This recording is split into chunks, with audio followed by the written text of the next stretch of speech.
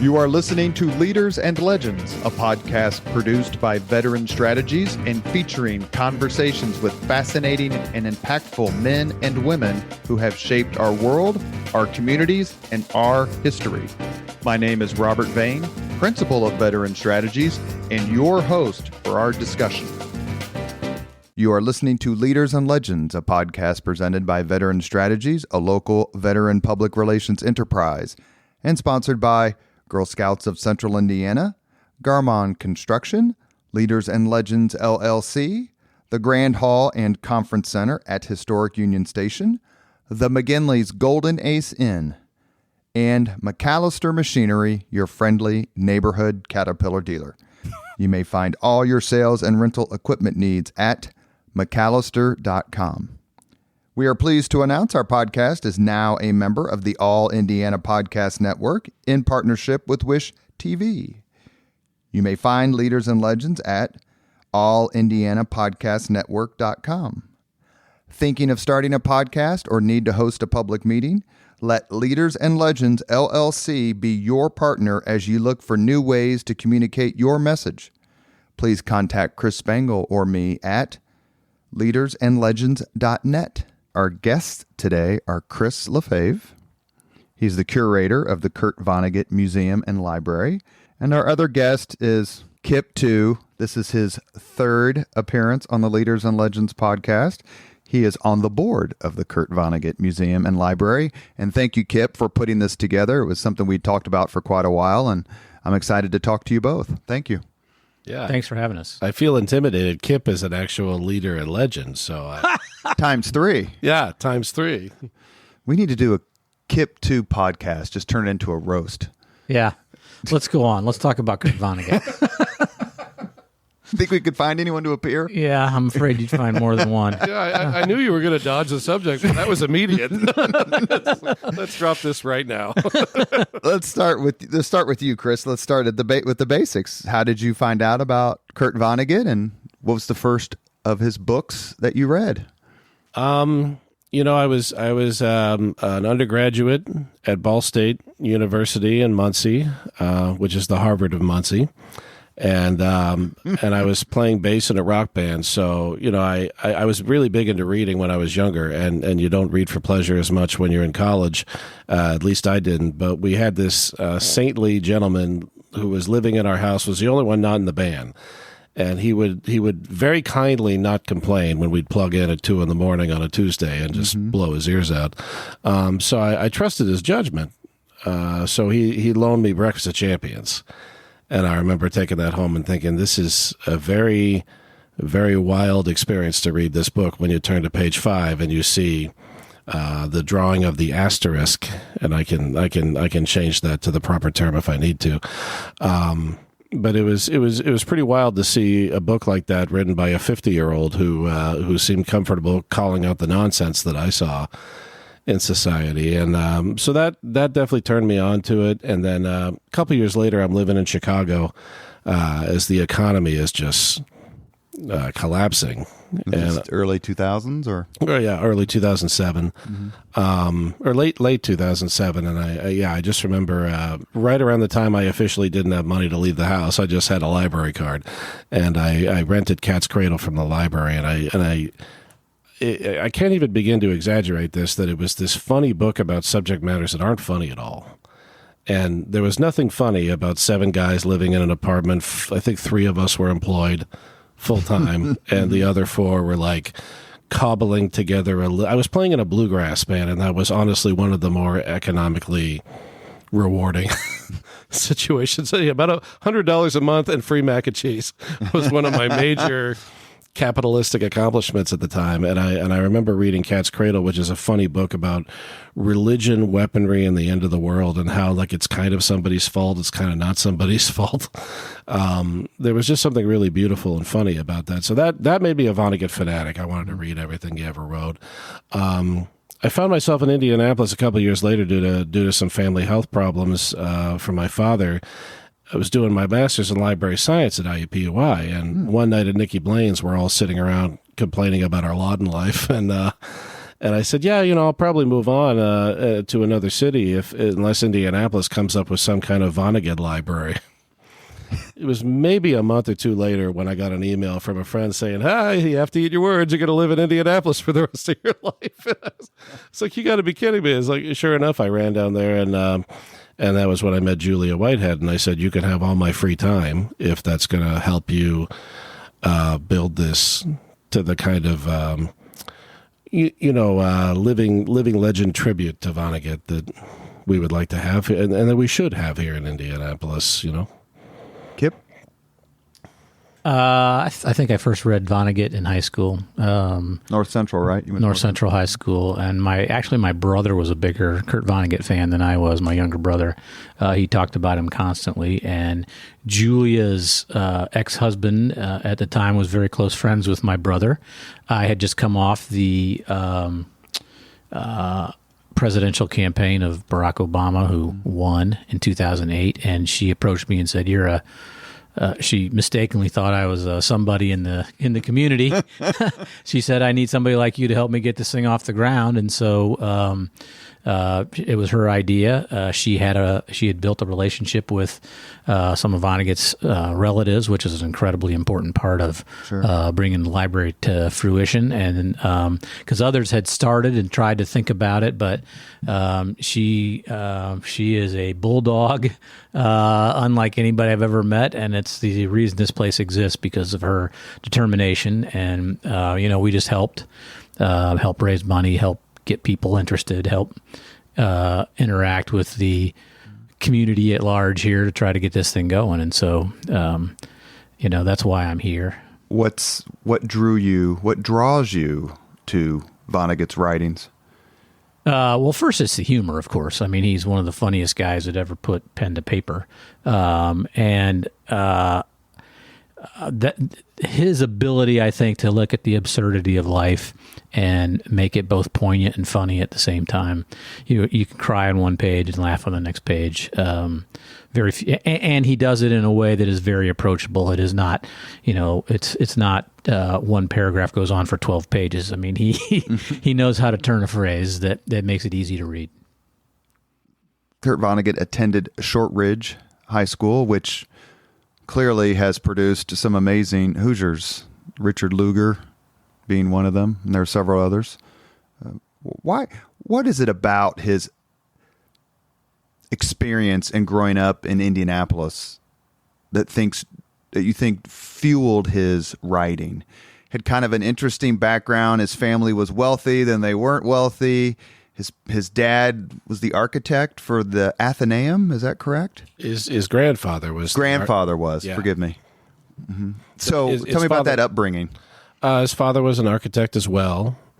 His mother was a socialite. They very powerful family. His father was one of the board members of the Children's Museum here in Indianapolis. He designed the mascot, the original mascot, Sydney the Seahorse, which is quite a bit smaller than the life-size T-Rex, but really neat, really neat looking thing nonetheless.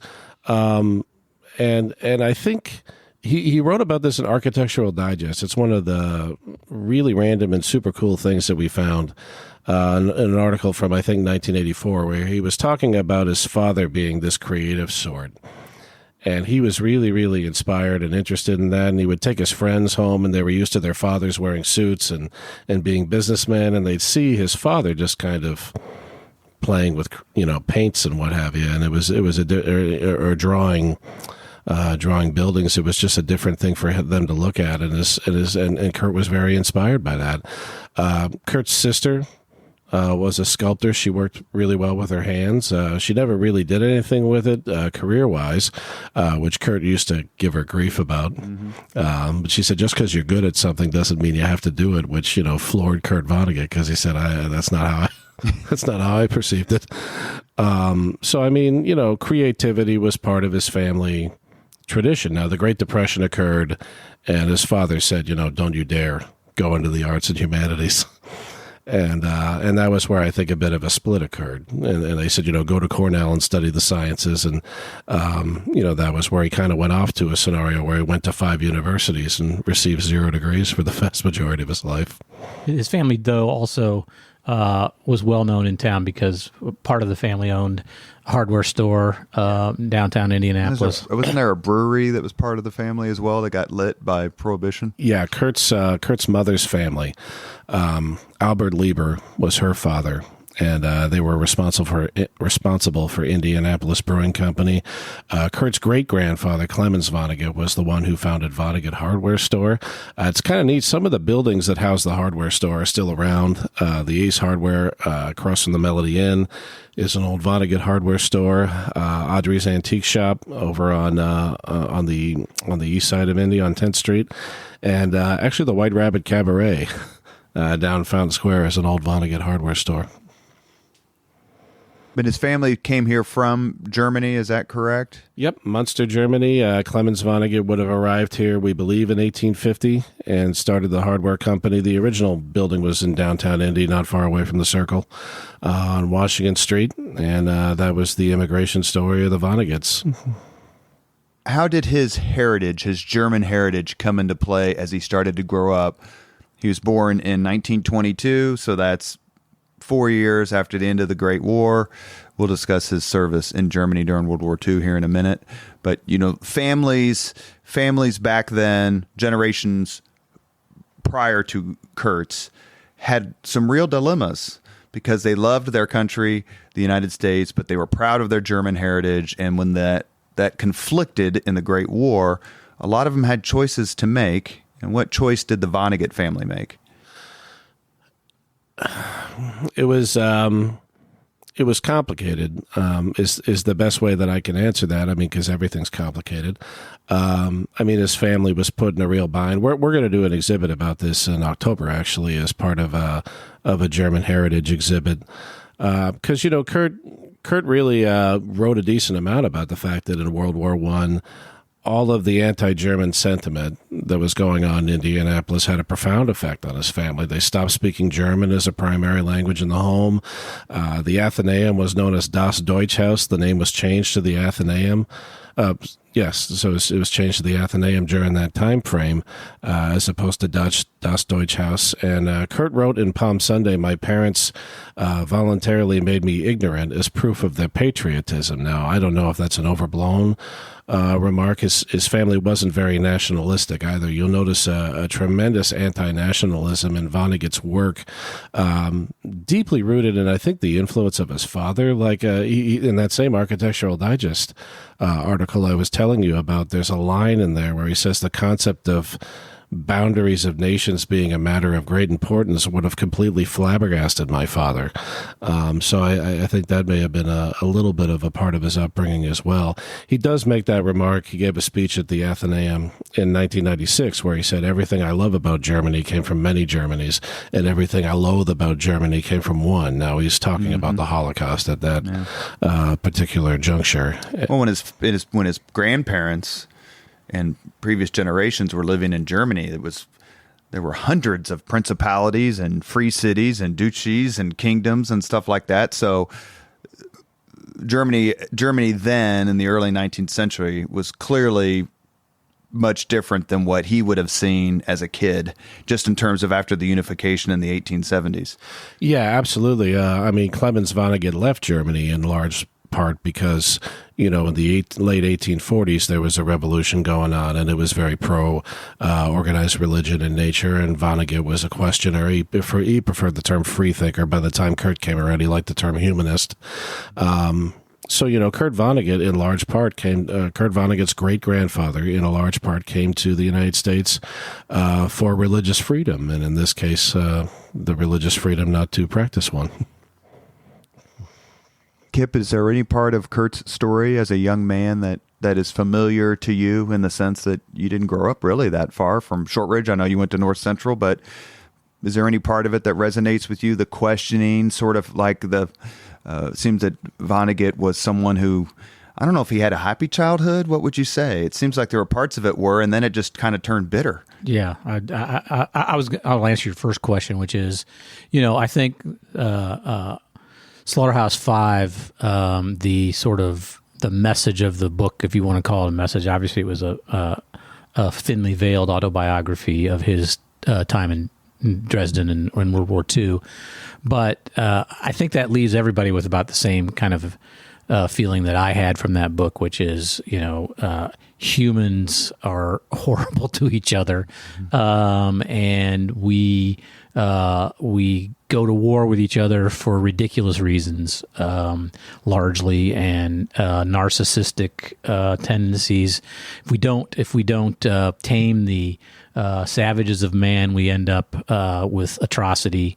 And that book, believe it or not, with that heavy of a subject, makes it funny, which I think is, an incredibly important gift to the world, that people can do that, so that it can be digested and still digested in a way that makes you think, but also touches the other parts of your humanity. And so for me, as when I first read that book, it had that effect on me. I don't know that it's because he's from Indianapolis that I felt even more kinship towards it. But, his language, how he wrote, was Indianapolis. He says, everything he is Indianapolis. And so being a resident of this city all the years that I've been, I'd like to think some of that is that. But, our culture has changed quite a bit since the 60s here as well. Vonnegut graduated from Shortridge in 1940, went to Cornell University. You mentioned that earlier. His dad was like, go do something, son. But on December 7th, 1941, fate and the Japanese intervened. Vonnegut ended up serving in the United States military and being present at the Battle of the Bulge. Started on December 16th, 1944. It's kind of a bit of bad luck, per se, that he ended up in the Ardennes forest in December 44. Tell us how. I would say it was bad luck for most people that ended up in the Ardennes forest, right? I think there were some grunts who kind of expected to be there, and there are other people who didn't, just because of the demands of the D-Day invasion and the manpower demands that were important to that act. A lot of people who thought they maybe were going to have a different career in the military ended up carrying that M1. How did he end up in the European theater and at the Battle of the Bulge? And then what happened to him at the battle? It's so strange that this is such a weird and long and complicated story, because it was in his junior year at Cornell, bombing most of his classes because he spent all of his time with the Cornell Daily Sun, writing for the newspaper, and a lot of time with his fraternity Delta Upsilon as well. He called it a beer-soaked time. He spent the summer of his freshman year at Butler studying journalism. The professor said, you write at a sophomoric level, and Kurt said, that's good, I'm only a freshman. Kurt and Jane, this brilliant woman that he met in elementary school, and they, kind of reformed a relationship in late high school and after college. They were kind of on again, off again in his junior year. And so after a bout with pneumonia, that's when he joined the Army. And the Army, believe it or not, sent him to Carnegie and the University of Tennessee for heavy artillery training. So he was trained to drive this gun around. The howitzer made a big bang when it shot off. And he was in school until spring of 44, and then the unit, the 106th Division, was shipped off to the Battle of the Bulge. So it's already towards the end of the war. He's lightly armed, lightly dressed. He's being used as a scout, so most of the actual shooting training he got from his father. He said, thank God my father was a gun nut. But he said he was captured nearly immediately. Kurt claimed to have never killed anybody in World War II. He said bayonets aren't very good against tanks. He also had an uncle, his uncle-in-law, that he couldn't stand. And when he came back from the war, the uncle said, you're a real man now. You've been to war. And Kurt said, I wanted to kill him. He would have been the only German I ever killed. I wanted to pause and thank you for laughing, because that joke doesn't always land. So Kurt was marched about 60 miles to a train that took him to Dresden. And this is where the story gets really strange, because, not only does he survive the Battle of the Bulge, which was complete chaos, and his unit was considered, largely, it's the gambit in chess when you sacrifice a player. So, right. So they weren't expected to survive. He marches 60 miles through the snow of northern Belgium in the Ardennes forest, which, they don't have proper footwear. That's a hellish hellish experience. They get put on a boxcar where they're, smashed into other human beings, and then they're there for quite a while, and they survive a Christmas Eve bombing. Long story short, he gets to Dresden, and during the day they made prenatal syrup in a factory, sneak little spoonfuls of it under penalty of death for stealing. But the nutrients in it probably helped keep them alive, and that's where they were on the 13th of February, 1945, when British and American airplanes bombed Dresden for about 24 hours and killed thousands of people. That's the really tough part of Slaughterhouse-Five, where you get into the reading of the aftermath of the bombing, and you've got German civilians throwing things at them, and you've got, the inability to really clean up the city because there's so much destruction, and they're trying to put bodies on top of one another and light them on fire. When I'm giving tours every day, I'm sitting there just deciding, how graphic into this story do I go? Because it's a really challenging piece of history, and the more you read Slaughterhouse-Five, the more the metafiction starts to fall away, and it's just a flat-out work of nonfiction to me at this juncture. Now, this is what happens when you read the book 100 times or more. But it's really galling and haunting, and it's shocking that he survived it. And he wrote a letter home to his family in May of 45, where he says, this is what happened. Everybody was killed, but not me. They bombed Dresden. Everybody was killed, but not me. Mm-hmm. He's already got a form of "So It Goes" written into his letter home to his family, informing them that he's alive.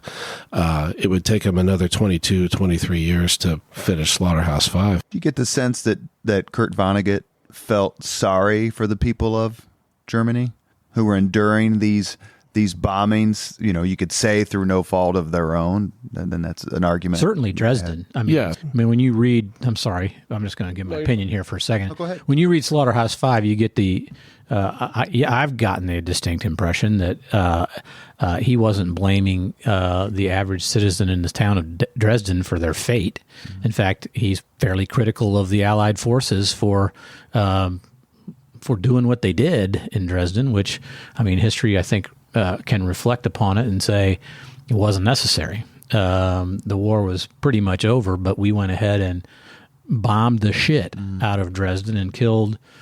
There's all kinds of estimates as to how many people died, but almost everybody in that city died. It was pretty close to Hiroshima or Nagasaki on the level of destruction of that city. And the question is, was it necessary to eliminate all those fellow human beings that late in the war? Yeah, and Vonnegut said, outwardly that Dresden shouldn't have been bombed. I think he felt a great deal of sorrow for the human race in general. It's a recurring theme in his general work. There's a theme in a scene in Cat's Cradle where he talks about God spoke to man, man stood up as made of mud and said, "What is the purpose of all of this?" And God says, "Everything must have a purpose." And man says, "Yep."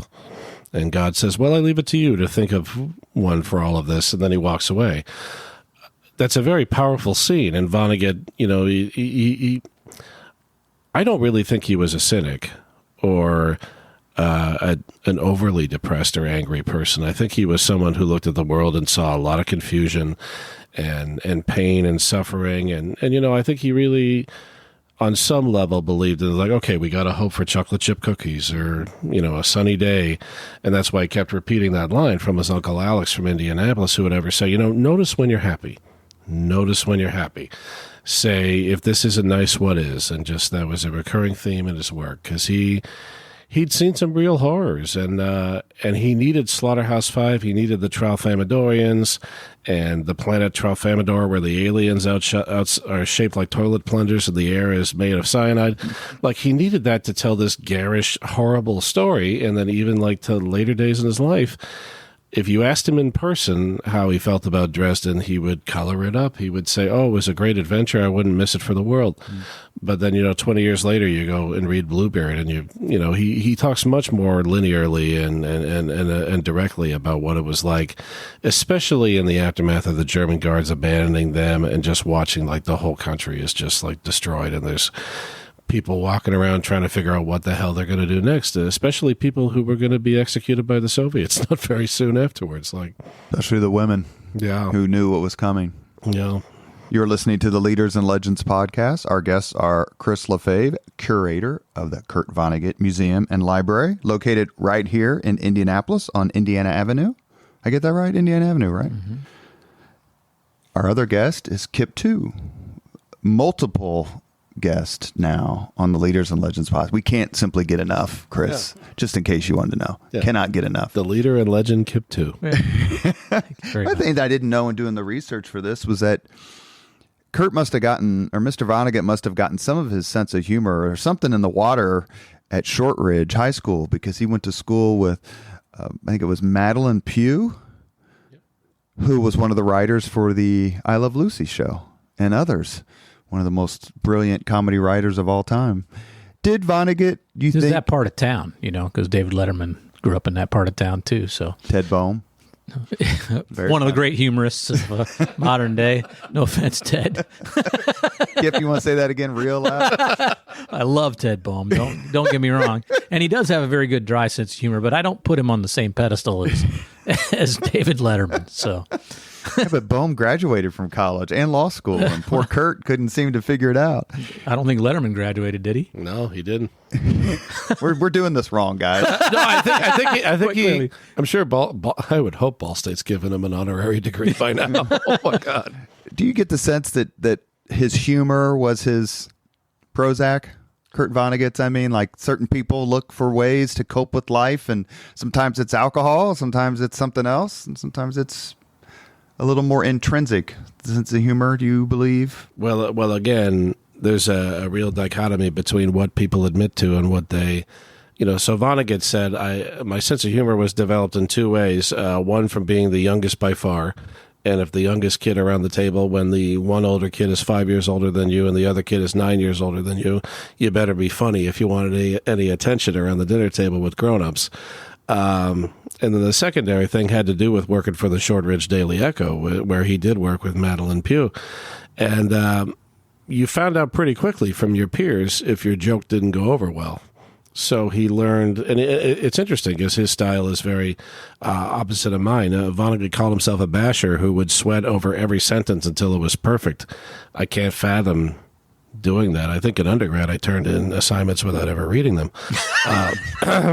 So reading the assignments or reading what you wrote? Reading what I wrote, or reading the assignments for that matter. Yeah, I mean it was tough to get all that done. So I mean.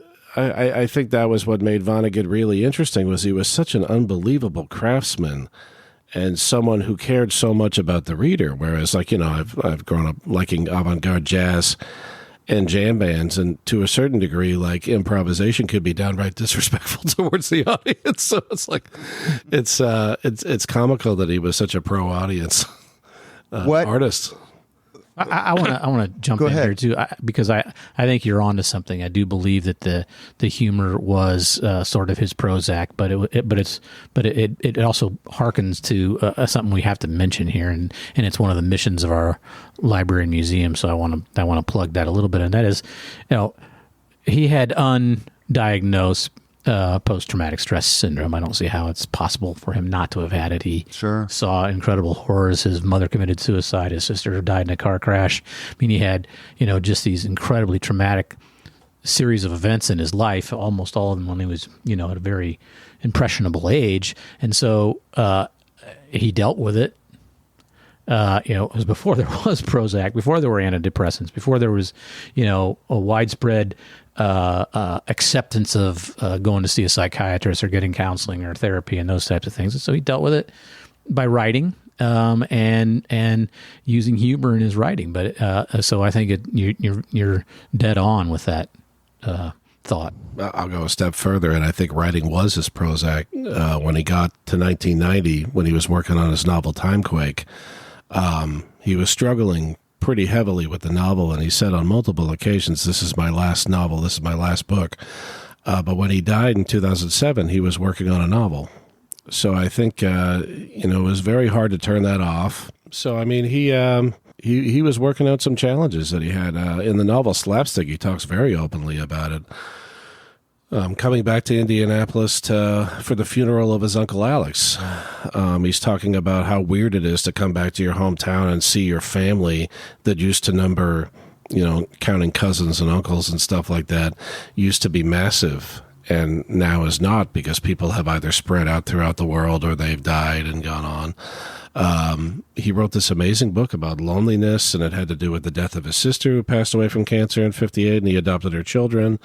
And he used the scheme of Alcoholics Anonymous to kind of sum up the whole idea. He was like, Alcoholics Anonymous is great because it gives everybody a gazillion random family members who have shared trauma and who can help each other get through life.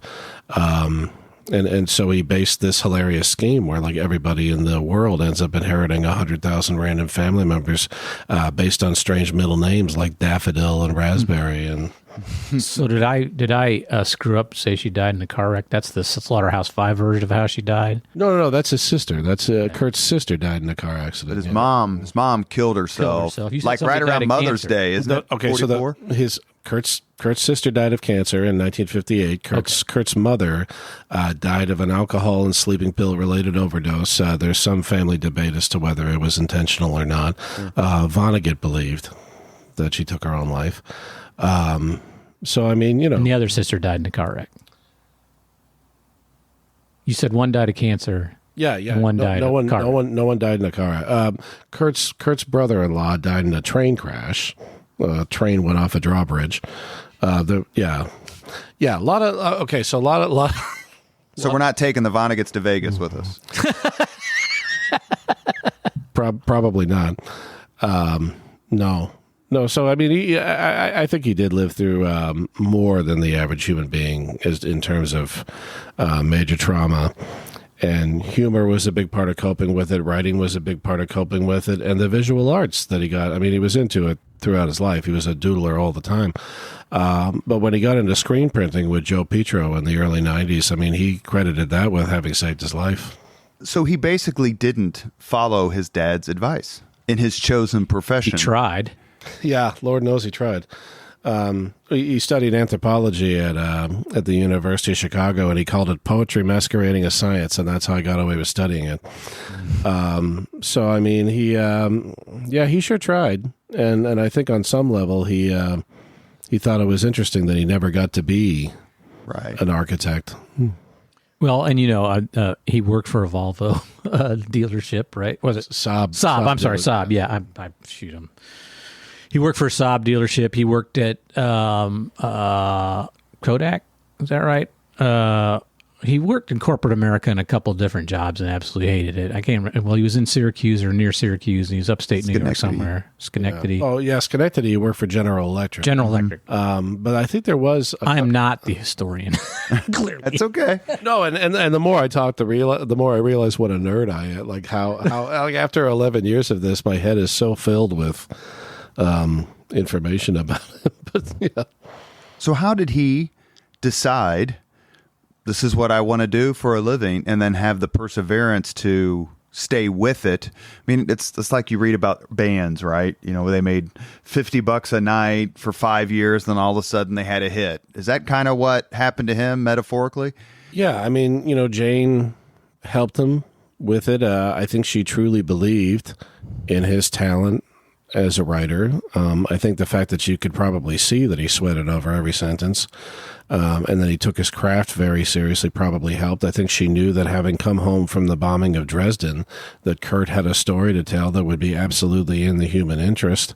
My guess is he already had a unique sense of humor that would seem to step outside of the typical, and so that probably helped as well. So she was a major cheerleader for him.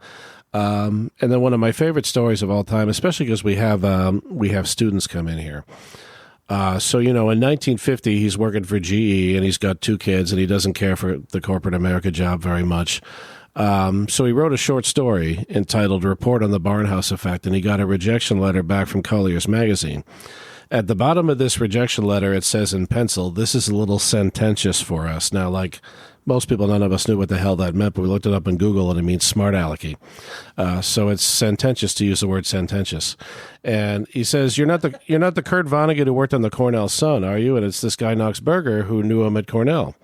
And so I always tell these kids, don't burn your bridges, because it's like, you know, I grew up with helicopter parents, so, and I love my mom and dad to death, but it was like, you know, go to bed by 10 p.m., don't smoke cigarettes, and nothing bad will ever happen to you. And that's not really Eat your vegetables. Yes, but sometimes it's better to okay, you never know when someone will be able to do you a turn.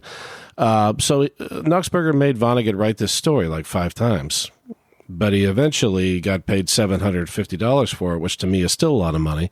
But in 1950 was a heck of a lot of money to everybody. And 4 stories later, gets paid $12.50. Quits his job with GE right away. Moved his family to Barnstable, Massachusetts, and Cape Cod, and that's where he lived from 1951 to 1970. He kept, that opened up enough doors that I think his career at the time was writer, even though he did buy a Saab dealership in 1956, 57, and ran it into the ground in about a year. And he Who the hell drove a Saab in the 50s? It was interesting. Apparently nobody. Yeah. Well, he couldn't sell any the of them. Swedes.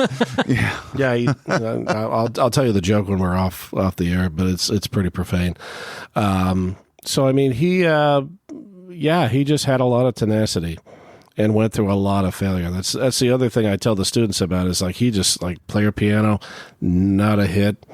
Sirens of Titan, considered a masterpiece today. Not a hit when it came out. Player piano's 52.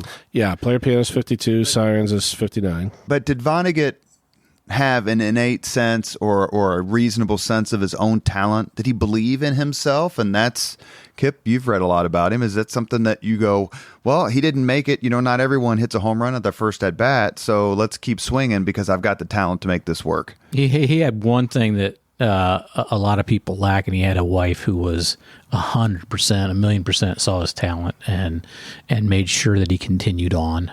So many people feel like they have to provide for their family and do the usual world work of raising their family and making sure there's food on the table. And she's like, this is your talent, and I'm going to help you nurture your talent. And yeah, he had incredible tenacity himself, but I don't think it would have happened without Jane. No way in hell does it happen without Jane. I don't think. I mean, he had. I think it's normal to have self-doubts, and especially when you have rejection letter after rejection letter after rejection letter, which is how anybody starts anything. God, I wish somebody would have told me that growing up, is that failure will be a part of your life, and you just got to swim through it to a certain degree. But Slaughterhouse-Five, to go back to that, hey, why did he call it that? What was that purpose of that name, or genesis of the title of the book? It was the name of the meat locker that they were held in as prisoners of war. That he descended down into to avoid. I mean, it was the name of the slaughterhouse that they were sleeping in every night, and there was a bomb shelter just outside that they were able to crawl into. So that's published, I think, in 1969. Yep. Right in the middle of the Vietnam War. How did the Vietnam War propel the sales of that book and then Vonnegut's clear literary stardom? In your opinion, would Slaughterhouse-Five has been so successful or as successful if it was written in a time of peace? I mean, hypothetical questions are always hard to answer, but yeah, I mean, the Vietnam War played an enormous role in that. I would say not just the fact that it was not a time of peace, but it was the kind of war the Vietnam War was, and that there was so much protest against it, and there was so much consternation in this country. And his book, Slaughterhouse-Five, is sort of the personification of the futility of war in some ways. And so I think that fed into it. Without all that combined, it probably wouldn't have taken off. But the counterculture at the time, the people who were protesting, ate it up. Yeah. But there was a sense that the parallel could have been the wanton destruction represented by Dresden coming so close towards the end of the war, with the wanton destruction of the villages and the farms or the rice paddies or whatever of Vietnam.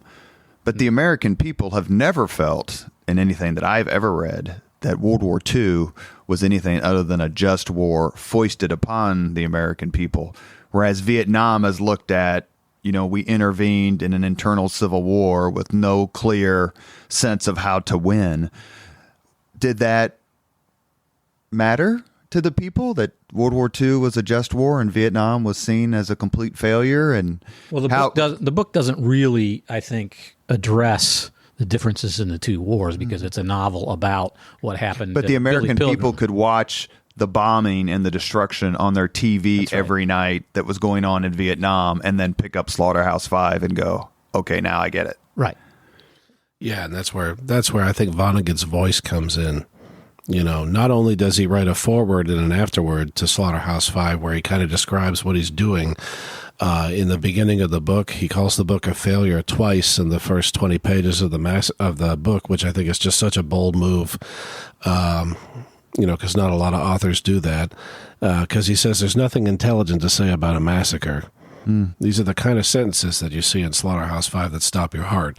And then at the end, he's writing about Bobby Kennedy and Martin Luther King, and then his father, who he says, you know, he left me his guns, they rust. He was a sweet old man. He died of natural causes. So it goes. And at the end, they talk about the amount of population there is in the world. And Bernard O'Hare says, I suppose they will all want dignity. And Vonnegut goes, I suppose. Which means none of them went into politics, right? Yeah. I mean, that's... I think... there's, you know, the genius of that book was really loud at a time. Is that your favorite Vonnegut book? Not even close. No, that's... What is yours? Cat's Cradle, probably. He is wearing a Cat's Cradle shirt, yeah. Chris, which you can see in the podcast photograph that's posted. What's your favorite Vonnegut book? Mine is Slaughterhouse-Five, and I think Bluebeard would be second for me. Man Without a Country is probably third. All three of them just speak to me. Bluebeard, because I'm getting old, and that's a story about an old man and reflecting on his life and what was important. Still a warrior on the bicycle, my friend. I highly recommend Bluebeard for people my age. Definitely gives you a nice perspective. I say Slaughterhouse-Five, mostly because it was the first book of his I read, and it sort of changed everything for me. And so I look at it and just say, you know, it's such a wonderful piece of fiction, piece of writing, and it opened the door to the rest of Vonnegut. So it's just my favorite because of that. And Cat's Cradle was the first book you read, right? Is that what you said? It wasn't the first, but it was the most profound, I think. And I've talked about, you know, we've had a lot of visitors come into the museum dealing with loss, and the book Cat's Cradle keeps coming up as like a sort of a coping mechanism for when something completely outside of your control happens. Now, Slaughterhouse-Five is the same in that regard. Like people reference that as well. But when people are dealing with things that are bigger than they are and they can't stop whatever less than amazing thing is happening to them at this moment, books like Slaughterhouse-Five and Cat's Cradle get mentioned pretty heavily in that scenario. Do you have Harry Chapin on endless loop here at the museum and library? They did put it on the soundtrack for the radio station that plays throughout the Vonnegut library. You know, they had a sense of humor. Good for them. I'm not sure that song is terribly connected to Vonnegut, but it was that tune that guys hear on the radio and go, "Oh no, oh God, I don't really want to cry in front of these people right now." It's impactful song for sure. How did Slaughterhouse? We'll move on to the later part of his life, including, of course, the brilliant cameo in Back to School with Rodney Dangerfield. How did Slaughterhouse-Five's success impact his life? It's a PhD level question. I mean, did it both give him financial security, but then raise the bar of expectation? Like, now you must write Slaughterhouse-Fives for the rest of your life? I think he kind of went in the other direction in that sense. He explored postmodernism pretty heavily through Breakfast of Champions and slapstick. He's he's definitely a major character in the novel Breakfast of Champions. The critics were unkind to those books, which today people don't badmouth Breakfast of Champions. They might still badmouth slapstick because they're wrong. And Jailbird. Or think it's the movie with Paul Newman. No, not that one. But Jailbird was a huge critical success. So I mean, he had his ups and downs like any novelist, but he had some real big ones. Like Galapagos got him rave reviews. Man Without a Country turned him on to a younger generation when he was on the Jon Stewart show. So I mean, he lived a very full career, and I was new to that when I came on here. I had no idea how prolific that he had been. I didn't know that he wrote 14 novels and multiple collections of short stories, essays galore. Well, I would add, though, back to sort of the question you said and how it launched his career. I don't think there's any doubt that it did bring that level of stress to him, but he had it already. I mean, as Chris said earlier, he was a perfectionist in his writing, believe it or not, and very, very much a craftsman in his writing. So he wanted to make sure the next book was as good as the last book, which is all the sort of one of the cues of great, transforming artists throughout time is that they're adherence to that type of stuff. But also it changed him personally, changed his life personally. It hurt his relationship with his wife. It hurt for at least a while. It hurt his relationships with his children. He became a celebrity. And countercultural celebrity. He adopted some of the bad characteristics of celebrity. I mean, I worship him. I'm an original member of this museum and those things, but he was not a perfect man by any stretch of the imagination. And he had, if you watch the Robert Weedy documentary, which I highly, highly recommend, it does a pretty fair job of going through a bunch of this stuff. And one of the things that celebrity and fame can do to you is it can cause you to change yourself a little bit and be seen as bigger than what you actually are. I mean, he went through a little bit of that, but I think he also came to terms with it later in life. And didn't he? You said he was more of a. Would it be fair to classify Vonnegut as an agnostic? Yeah. And his wife embraced Christianity at a certain point. Well, his wife embraced the concept of religion. She was a Quaker growing up. In the 1960s, she got into the teachings of the Maharishi. She campaigned for McGovern. She was just a very active person. And I think I think Vonnegut struggled with that. But yeah. I mean, their problems were vast. It's one of the more tragic parts of his story that I think. He was born in 22, so he was a kindergartner basically when the Great Depression hit. Then he serves in World War II. He comes out. He has some. I mean, I don't know if you could say his failure to obtain a college degree was in and of itself a failure, but jobs he doesn't like. He's trying to get published. As he comes of age, Slaughterhouse-Five comes out in Vietnam. He understands the horror of combat, of what happens there. Was there a particular, two quick questions. One is, how much did the outside world and what was happening affect his writing or influence his writing? Not his mentality, but the world. How much did that influence it? And second, do you ever believe that, or can you pinpoint when he was happy? Like his uncle said. God, pinpointing his happiness would be way more than I would want to speak to. I mean, I think when he was hanging out with Morley Safer and what was the other author name from Baltimore? Sidney Offutt. I think that was a happy time for him. Or was it like one of our previous podcast guests, Donnie Walsh of the Pacers, described Coach Larry Brown as only happy when he's unhappy? Was Vonnegut only happy when he was unhappy? No, I don't think that's true at all. I think he loved to socialize. He was pretty extroverted. And he loved music. He got a lot of enjoyment out of the arts and humanities. He got a lot of enjoyment out of other people. His son Mark describes him as a pessimistic optimist, which sounds like a contradiction in terms, but I don't think it really was. What was the first question again?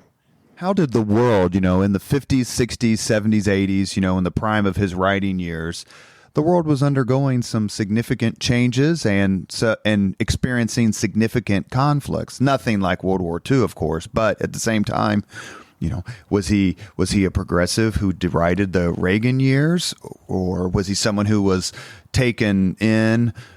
That's a biased way to ask the question. Was he someone who was sympathetic to like the nuclear freeze movement, that sort of stuff? Was he susceptible to that, and did it affect his writing? I mean, I think most artists are. I mean, like if you look at Player Piano, he based it off of his time at GE. He was watching the future being created before his eyes, and he thought, oh my God, how are human beings ever going to be able to compete with technology and globalization and all this rapid economic and technological change? Back then, the critics and the fans didn't get the book necessarily, and they pigeonholed him as a science fiction author. Tried to publish it against Utopia 14, but today I think it's the book that Andrew Yang probably sleeps with under his pillow. And you've got The Sirens of Titan. I guess that one leaned more into science fiction, but, people read Cat's Cradle and they thought, oh, the Cuban Missile Crisis. And people read God Bless You, Mr. Rosewater. They thought, oh, the 1964 presidential election between Goldwater and LBJ, who, Kurt kind of used Roosevelt as a stand-in for some of the Great Society ideas. Jailbird, he was talking about Watergate and the aftermath of that. Dead-Eye Dick has to do with his feelings on guns, which he was pretty anti-gun. Galapagos had to do with environmental catastrophes. So, I mean, he was very prescient with what he was writing, and he was trying to use the outside world as an inspiration. Kip? I agree with everything he just said. Just like when you and I were on TV together, right? Well, no, yeah, that happened quite frequently. We have a few minutes left with Chris Lafave, curator, the Kurt Vonnegut Museum and Library here in downtown Indianapolis, and also with board member and someone I admire greatly, a great friend, Kip Tew. We have just one other question I want to ask you about Indianapolis. Did he embrace his hometown? Did he love coming back here? Was he thrilled to be honored by his peers or people he knew as a kid, as someone who, he didn't escape poverty and then, go on to do great things, but he became worldwide famous and he was just a Shortridge High School IPS kid. Yes, in time, in the early 1990s, David Hoppy of Nouveau and some other people were putting together a festival. I'm going to blank on the name of it, but it had the word "word" in it. So they summoned him back, and Vonnegut, for whatever reason, had a blast on that trip, and he ran into some Shortridge High School friends, and he stuck around in town for a while. And after that, he started to look much more forward to coming back to Indy. And I think Indy had gone on to embrace him a little bit more as a writer. While his books are certainly still controversial, depending on who's reading them and what their take on the world is. I don't think he was public enemy number one anymore, starting in the early 1990s. So he grew to have great affection for Indianapolis, and I think your childhood is. Every human being on the face of the earth looks at the past in rose-colored glasses to a certain degree. So, Indianapolis was partly a mythologized childhood, especially his time at Lake Maxicukee. He wrote about that as well. Did he stay in touch with his Army buddies? He stayed in touch with Bernie O'Hare and maybe two or three others. And, after that, I think it was just the normal separation of time, plus the fact that, you got a fair amount of veterans that don't want to rehash. Sure. And there's no Facebook when Kurt Vonnegut died, which is a huge deal. There are some famous stories about when he came back, and you can probably tell the story better than I because I miss the details. I don't tell the story every day, but he came back for a book signing at one point. I think it was for Slaughterhouse-Five, and it wasn't well attended, right? Yeah. And that was in the early 70s at the Ellis Ayres downtown at the building that his father designed. Mm-hmm. He was upset about it, and obviously, as someone who's worked at a museum for a long time, I've been to a lot of book signings. Sometimes something as simple as weather can destroy a book signing, but I think he took it as a bit of an Indiana doesn't like my books with drawings of assholes and four-letter words in it, which it's entirely possible that Indiana didn't like it. So. And that aspect was true in his family as well. There were members of his family who read his books and thought this is terrible. So you would know better than anyone, I think. What is the behind-the-scenes story of Kurt Vonnegut's cameo in Rodney Dangerfield's movie Back to School, where Rodney Dangerfield says, "Kurt, what's he say?" You don't know the first thing about his teacher says that she was in MASH. I'm blanking on her name, and she just died. Can't think of it. wait a second. Our crack research department is on it right now, Mr. Chris Spangle. Yeah, I'm tell you the truth. How did he get on? Talk about one of the most ridiculous cameos of all time. I think Bob Whitey was pretty involved in it. I mean, he talks about it in the documentary how he was just kind of contacted because they were working on this film and they thought, oh, okay, I wonder if he would do the cameo, and sure enough, he did. So wasn't he doing a paper on Vonnegut? Wasn't? Yeah. His teacher said do a paper on Vonnegut. So he hires to write Vonnegut to write the paper on Vonnegut. And he gets a C or he something. Gets a C, and she says, you don't know the first thing about Vonnegut. Then Dangerfield calls him and yells at him or something. But I wonder if they wrote Vonnegut in and then asked him, or asked him and then said, okay, now we can write him in, because he said... I think they asked him. I would assume they asked him first. I actually don't know. It does bring up another thing, and I know we're kind of running out of time, but one of the things that I've found in my decade here working here is the number of stand-up comedians who and musicians who owe their inspiration to their careers to Kurt Vonnegut and come through this place and look at it as sort of like coming to nirvana for them. There's so many of them. Our board chair now is a famous stand-up comedian who also is a film star and other things, Lewis Black. But we've had so many people who have come through our doors or helped us over the years to become what we are now, who got their start because they found in Kurt Vonnegut something that they could help laugh at, and how his humor made them better stand-up comedians or inspired them. And we should we've note heard that he story. He and Dangerfield would have been contemporaries, probably. I mean, they would have been close to the same age for sure. Yep. The person I'm trying to think of is Sally Kellerman. Oh, Sally. Oh. Before we get to the 5 questions we ask all guests, and you don't have to answer these as Kurt Vonnegut, you can just give us your answers. Spend a few minutes, please, and talk about your library and museum located here in downtown Indianapolis. Yeah. Being able to do this has been the honor and privilege of a lifetime. We get visitors in from all over the world who, just like Kip said, I don't want to make it sound too strange, but there's a lot of people who walk in here and say, Kurt, help me do this, help me do that. It's a much more common thing than you would think for someone to come in and say, this guy helped me get through the death of my father, or alcoholism through, when I was in AA. I had a friend who plays on my adult kickball team, and he's like, yeah, when I was doing some time, I was reading Slaughterhouse-Five, and I thought, wow, this is so powerful that his writing has this impact on people. So on top of having a museum where we focus on free speech, we have a freedom of expression exhibit because Vonnegut's books started getting banned in the late 1960s, and that has not stopped. It's still going on.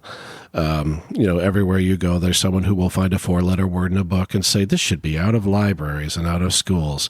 With the invention of the internet, that sounds even more strange than it must have sounded back in the 60s and 70s. So we give away free copies of Slaughterhouse-Five to students who want to read it. That's one of our programs. Every year during Banned Book Week, which is the last week of September, we have lots of programming going on. This year we've got the Brooklyn Book the Brooklyn Book Club. I'm going to blank on their name, but they're a band. So we've got an entire band that's going to be living in our museum this year. They're going to be working on a musical project with some musicians from Indianapolis kind of helping out with that. So we're an anti-censorship organization. We're sitting in an office right now as part of our third floor, which is our Slaughterhouse-Five exhibit. We feature a veteran's artwork at all times in this exhibit. Right now, we've got the Iraq War veteran Sean Augustin's paintings on display. He's from Columbus, Ohio. We've got a guy named Ed Carrion. His work's going to be coming in pretty soon here, so he'll be on display throughout the year. A photographer named Jack Wicks, Jack. He's going to be bringing in an exhibit at some point. He's on our board as well. Yeah, so we do a lot of programming with that. We go into schools. Yeah, it's just been very, very rewarding. Well, what's your website address and your physical address if people want to visit? We are at VonnegutLibrary.org, and our socials are at Vonnegut Library. And then we're located at 543 Indiana Avenue, which is right across the street from the Walker Theater. and you get support from around the country, around the world. That it's not just an Indiana thing. Without a doubt. Yeah, all over the world. We've reached the point in the Leaders and Legends podcast where we ask the same 5 questions of all of our guests. You ready, Chris? Oh, yeah. What was your first job? Corn detasseling. I was in 7th grade, I think. I was the laziest kid in the family by far. And when my father dragged me out of bed at 5 in the morning and he drove me so far, like Indianapolis to Tipton is a bit of a drive. So I was about 30 minutes into thinking my father was taking me out to execute me. And, which, I mean, I say this with all great love. The man has passed on and he, didn't have a lot of stomach for a kid who just wanted to listen to the Grateful Dead and take naps all day long. So, yeah, anyway, he drove me out to this farm where it was 300 degrees and the bugs were crawling up my nose. And I'll never forget that experience as long as I live. And hopefully my kids will never know I'm going to make sure they wait tables. Joy. Yeah. Joy. Yeah, I'm gonna make sure they work in the service industry so they never give someone a bad tip as long as they live. But yeah, I probably won't make them corn detassel. Number 2, what was your first concert? Oh, man. First concert I can remember, Elton John and Billy Joel at the RCA Dome in 96 or something like that. John Denver was around that time for him, too. If you could recommend any, I hesitate to even ask this question. Please make it a non-Kurt Vonnegut selection. If you could recommend any book for someone to read, not written by Kurt Vonnegut, which book would you choose? Jesus Christ. Is that the Bible? Yeah. Do I have to limit this to one? We'd prefer you do the same thing that other people do, but you're a rebel. Yeah. Well, I'll make this fair. When I was reading Cat's Cradle during that time of great economic lack of achievement, I was also reading Cannery Row by John Steinbeck. So let's go with that one. That was pretty life-altering. If you could witness any event in history, be there as it happens, which event would you choose? Oh, wow. I'm from the general Toronto area, and I don't know why this came into my head. No idea. Well, Charles Mingus had his centennial this year, so maybe that's why. Massey Hall in 1953, possibly, had a concert where Charlie Parker, Dizzy Gillespie, Bud Powell, Charles Mingus, and Max Roach were playing as a quintet. And the show was kind of a disaster. Charlie Parker pawned his saxophone for heroin like a couple hours beforehand, and he had to go get he was playing a plastic alto saxophone, and Mingus was pissed off that his bass was too low in the mixer, so they had to overdub his bass. And for some reason, I just think that would be a really interesting, it's this legendary blown out of proportion concert that nearly all of the stars were angry about in the aftermath. And I just think that would be an interesting thing to witness. The last question is, if you could have dinner with anyone living today, whom would you choose? I come from a long line of people that take table manners too seriously. So you remember when you were a kid and like someone really elderly would say, "Take your elbows off the table," or something really, really weird like that. You wonder who was like, "Oh, elbows, those are offensive." So I'd like to find the person that invented that rule. Well, I can tell you, it's my mother and father who were both in the Marine Corps.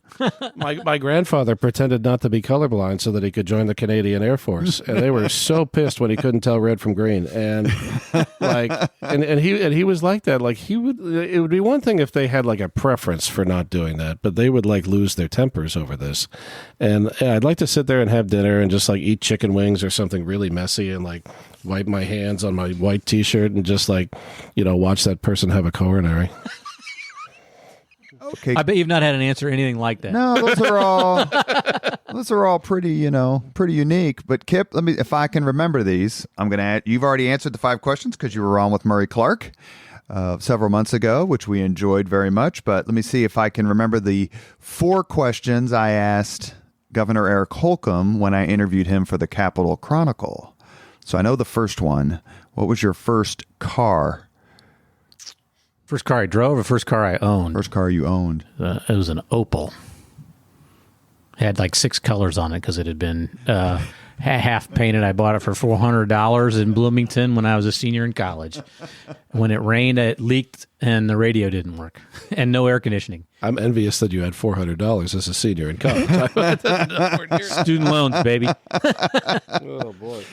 What was your, if you could choose, let me do it this way. If you could choose any game for your team to win that they lost, any of your favorite teams, which game would you choose?